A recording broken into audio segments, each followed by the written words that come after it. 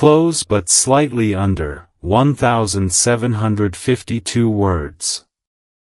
Adding a bit more to land solidly in range, good, 1,784 words, right in range. Here is the full English script. Lewis Hamilton finished 2025 without a single podium, the first time in his 19 years of Formula One career that he completed a full season without reaching the rostrum. He also became the first Ferrari driver in 44 years to go an entire year without standing on the top step, the second step, or the third step. The final tally was brutal: 0 race wins, 0 podiums, 135 points, and 6th place in the championship, 86 points behind his teammate Charles Leclerc, who collected 7 podiums in the same period without winning a single race. The one bright spot of the season was a sprint victory in China, back at round 2. Outside of that, the remaining 24 Grands Prix produced nothing.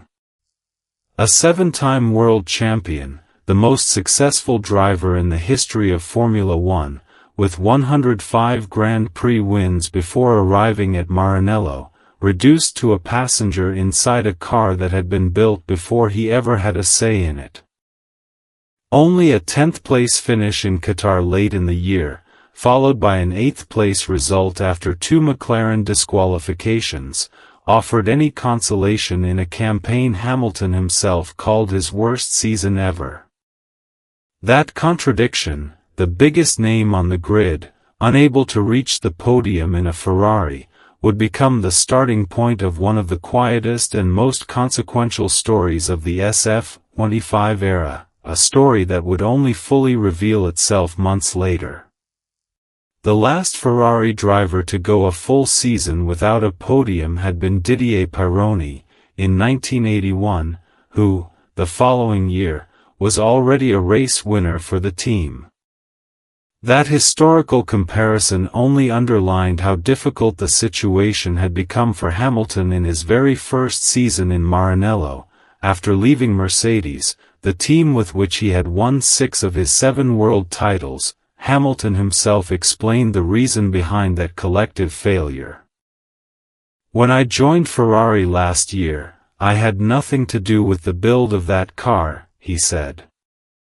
"The car was already in the process of being made when I joined, and it was an evolution of the previous year's car." He continued, "I arrived and was learning about a car that had been built not really for me and generally didn't suit my driving style. The SF25 had been designed as a direct evolution of the SF24, under the oversight of then technical director Enrico Cardiel, who had already left the team before Hamilton's arrival was ever factored into the project. The new chassis director, Loic Serra, only took up his role in October 2024, by which point the car's design was already largely finalized.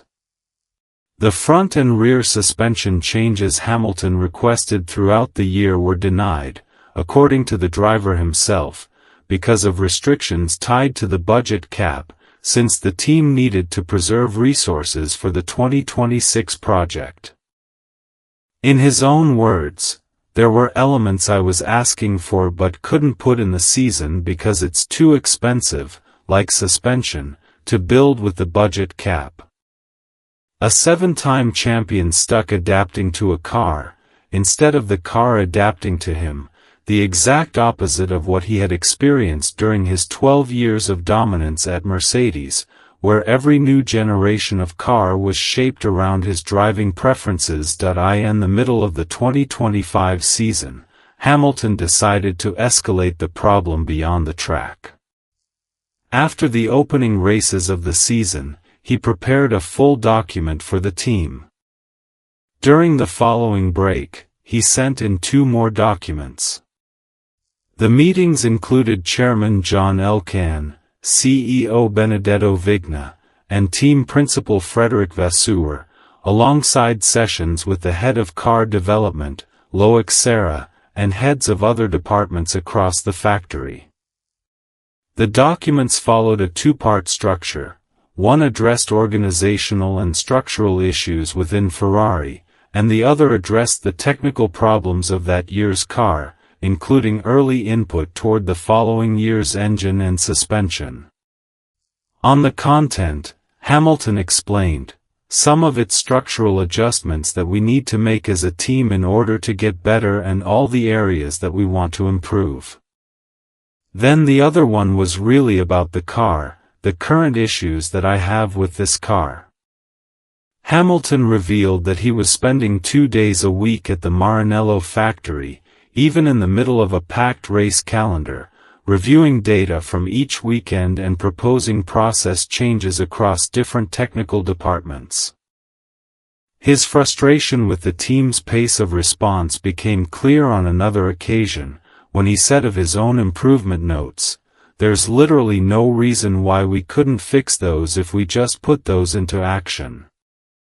Analysts within the team itself identified, from the material Hamilton submitted, communication bottlenecks between departments that were preventing the full use of Ferrari's simulation tools, considered among the most advanced on the grid. The material also detailed specific aerodynamic behavior issues in high-speed corners, a point Leclerc himself had been raising for months. According to later reports on the content of the documents, Hamilton had analyzed each working group at the factory, not just the technical department, and identified bottlenecks that prevented the team from expressing its full potential, recommending a different mode of operation across departments. That analysis echoed complaints Leclerc, already in his 7th season with the team, had been making for longer, a sign the problem was not simply a new driver's adaptation issue, but a structural one. Before the SF-26 was built, Hamilton spent an extended stretch in the simulator at Maranello, dedicating part of the European winter to that work instead of simply resting between seasons. In his own words, "Last year we were locked into a car that ultimately I inherited. This is a car that I've been able to be a part of developing on the simulator for the last 10 months. A bit of my DNA is within it." On his track debut with the new car, during pre-season testing in Bahrain, Hamilton described the SF-26 as carrying his input, including the suspension changes that had been denied in 2025 because of the budget cap. Charles Leclerc also praised the car during the early days of pre-season testing, pointing to a clear evolution compared to the unpredictable behavior of the previous model, particularly in terms of consistency across different fuel loads. Still, it is important not to overstate this moment as a fully solved problem. Hamilton's simple involvement in the project did not automatically translate into results on track, and this was only the transition point into the next chapter of the story, one that would become evident a few races later. On Spanish soil, the 2026 Spanish Grand Prix, held at the Circuit de Barcelona Catalunya, marked Hamilton's first win for Ferrari, the 106th Grand Prix victory of his career, ending a 686-day drought since his last triumph, at the 2024 Belgian Grand Prix, still with Mercedes. An aggressive three-stop strategy, a well-executed undercut early in the race, and a late virtual safety car, triggered by Fernando Alonso's retirement on lap 40, sealed the result in Hamilton's favor.